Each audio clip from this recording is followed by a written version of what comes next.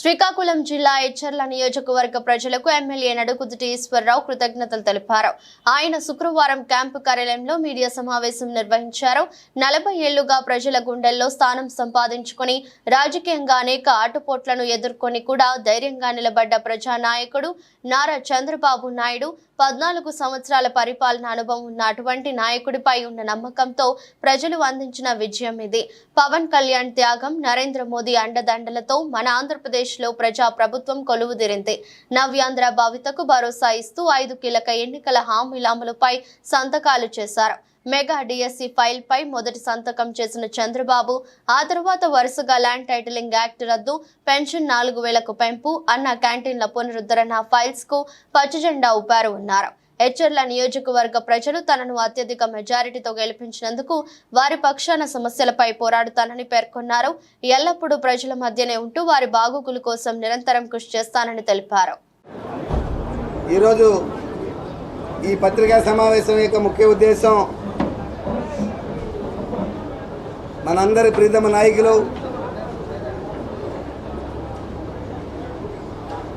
NDA శాసనసభాపక్ష నేత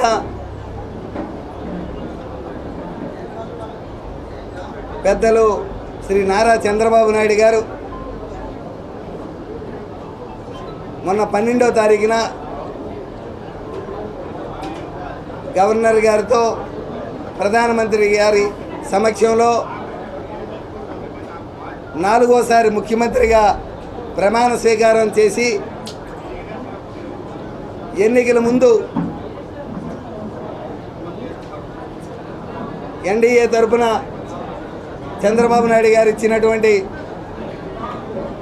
హామీల ప్రకారం 5 ఫైళ్ళ మీద నిన్నను బాధ్యత తీసుకొని సచివాలయంలో సీఎంగా తన కుర్చీలో కూర్చొని బాధ్యత తీసుకున్న వెంటనే 5 ఫైళ్ళ మీద సంతకం పెట్టి తమ యొక్క దిక్సూచిని, గొప్పతనాన్ని, ప్రజలకు ఇచ్చిన మాటని నిలబెట్టుకున్న సందర్భంగా చంద్రబాబు నాయుడు గారికి ఎచ్చర్ల నియోజకవర్గం ఎన్డీఏ కూటమి తరపున శుభాకాంక్షలు, కృతజ్ఞతలు తెలియజేయాలని ఈ పత్రికా సమావేశం ఏర్పాటు చేయడమైంది. మనందరికీ తెలుసు, సుమారు 42 సంవత్సరాల రాజకీయ పరిజ్ఞానం, దేశంలోనే కాకుండా అంతర్జాతీయంగా పేరు పొందినటువంటి నాయకులు 72 సంవత్సరాల వయసులో కూడా 10 సంవత్సరాల వయసు కుర్రోడిలాగా ఆలోచించే పరిజ్ఞానం, మేధాశక్తి, శారీరక దృఢత్వం కలిపి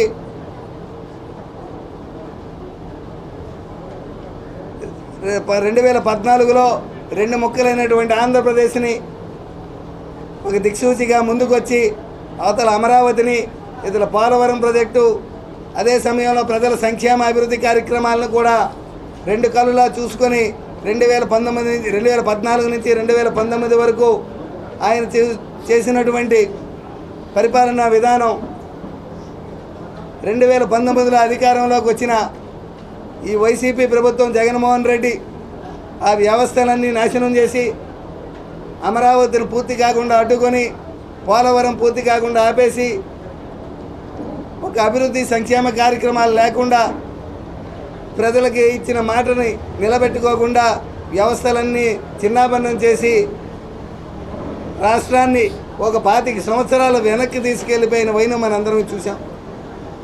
దీన్ని చూసి భరించలేక ఆ రాక్షస ప్రభుత్వాన్ని గద్దె దింపాలని ప్రజలందరూ ముక్త కంఠంతో, అన్ని వర్గాల నుంచి వచ్చినటువంటి ప్రజలందరూ కూడా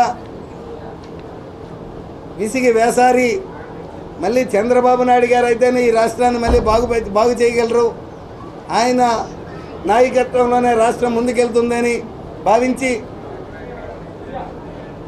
మనందరి అభిమాన నాయకుడు పవన్ కళ్యాణ్ గారు చేసిన త్యాగం, మన భారత ప్రధానమంత్రి నరేంద్ర మోడీ గారు ఇచ్చినటువంటి ప్రోత్సాహం, సహకారం, చంద్రబాబు నాయుడు గారి దిక్సూచి, గొప్పదనం, ఈ మూడు కలిపి ఎన్డీఏగా ఏర్పడి ఈరోజు ఆంధ్రప్రదేశ్లో 164 సీట్లు సంపాదించేవంటే చరిత్ర సృష్టించబడింది.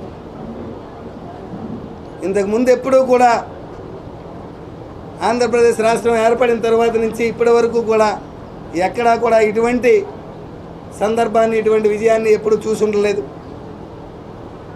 ప్రజలు ఇచ్చిన తీర్పు ఇంత గొప్పగా ఉంటుందని, ప్రజా సంక్షేమం, ప్రజల కోసం ఆలోచించే నాయకుల కోసం ప్రజా తీర్పు ఇంత గొప్పగా ఉంటుందని ప్రజలందరూ మరొకసారి రుజువు చేశారు. అటువంటి ప్రజలకు ఏదైతే మాట ఇచ్చామో ఆ మాటను తూచా తప్పకుండా పాటించాలి అన్న మాట ప్రకారం మనం పనిచేయాలనే ఉద్దేశంతో చంద్రబాబు నాయుడు గారు గత 5 సంవత్సరాల్లో ఎన్ని కష్టాలు పడినా, ఎన్ని బాధలు పడినా ఓర్చుకొని ఇంకా రాటుదేలి మనం చేయవలసింది, ప్రభుత్వం ఏర్పరిచింది, మనం గెలిపించింది, మనం ప్రజా సంక్షేమ కార్యక్రమాలు చేయాలి, అభివృద్ధి కార్యక్రమాలు చేయాలి, కక్షలు తెచ్చుకోవడం కాదు, వాళ్ళు చేసినటువంటి తప్పుడు పనులు మనం చేయకూడదు. మన ప్రజలు గెలిపించింది ప్రజా సంక్షేమం, అభివృద్ధి కార్యక్రమాలపై ముందడుగు వేయాలనే ఒక మంచి ఆలోచనతో మొన్న జరిగినటువంటి 11వ తారీఖున విజయవాడలో జరిగినటువంటి ఎన్డీఎల్పీ మీటింగ్లో శాసనసభాపక్ష నేతలందరితో కూడా, శాసనసభ్యులు, కొత్తగా ఎన్నుకోబడిన శాసనసభ్యులందరికీ కూడా ఒక మార్గనిర్దేశకం చేసి